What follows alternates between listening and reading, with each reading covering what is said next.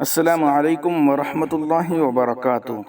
انتہائی افسوس کے ساتھ آپ تمام حضرات کو یہ اطلاع دی جاتی ہے کہ دارالعلوم حسینیہ تاوری کے سابق صدر المدرسین مولانا یاسر صاحب کا انتقال ہو گیا ہے۔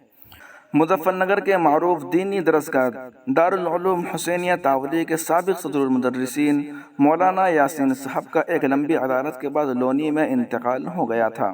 اطلاع کے مطابق مولانا کی نماز جنازہ کل بعد نماز عشاء ادا کی جا چکی ہے۔ بتا دیں کہ مولانا یاسین صاحب ایک جید عالم دین ہونے کے ساتھ ساتھ بہترین استاد اور ناظم بھی تھے۔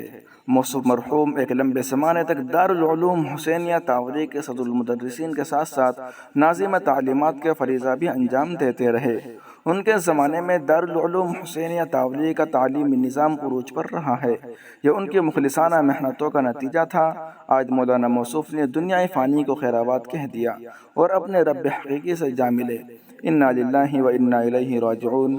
تمام متعلقین متوسلین سے دعائے مغفرت کی درخواست کی جاتی ہے۔